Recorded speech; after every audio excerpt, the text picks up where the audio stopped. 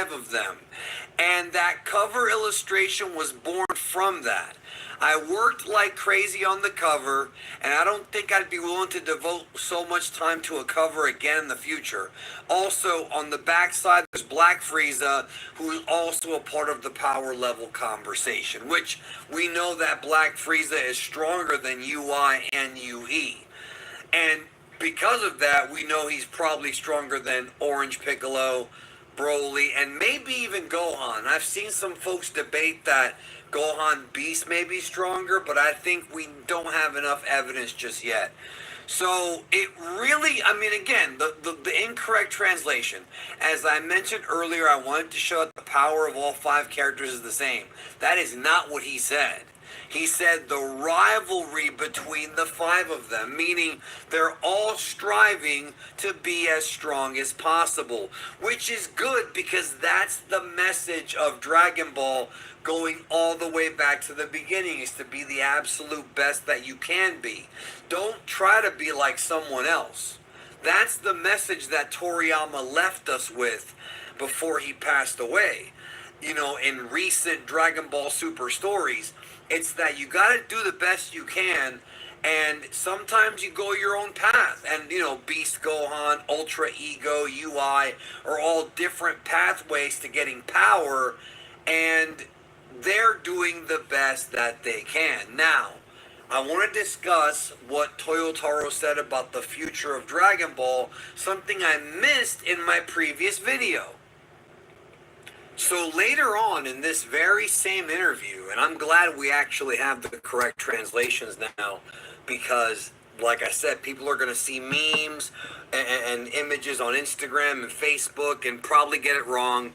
Make sure you send them this video so that they know what the truth is. But I want to get to this quote right here where Toyotaro discusses the spine. Now, if you don't know what we're talking about, the spine is when you take the book and you turn it sideways, like when you put it on a bookshelf, right? The side that says like Dragon Ball Super, the volume number, and like with the original Dragon Ball manga, Toyotaro draws different characters there, and when you put all the spines next to each other, it creates this like giant, like almost this wide picture. You know, the original manga did the same thing. So he goes on to say here in this interview, he says, the characters appearing on the spine art are decided and drawn several volumes in advance, so I hadn't thought that I'd end up in a situation where the front cover features powerhouses and the spine art features a total weakling. Incidentally, I've already drawn the future spine art characters, which I hope everyone will get to see soon.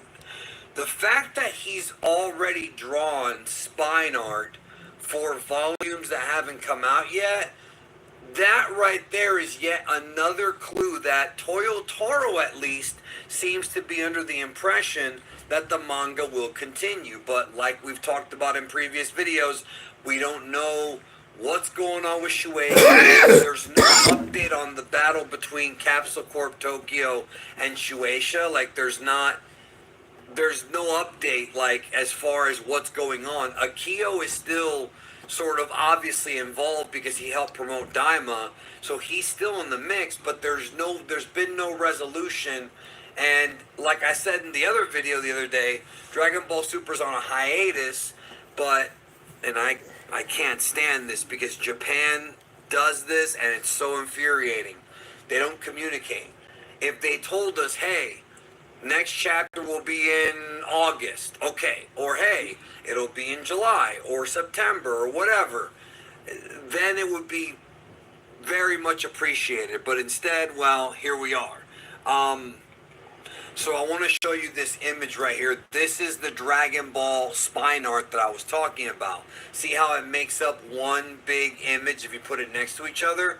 Toyotaro's basically saying that he's already got spine art drawn for volumes that haven't even come out yet.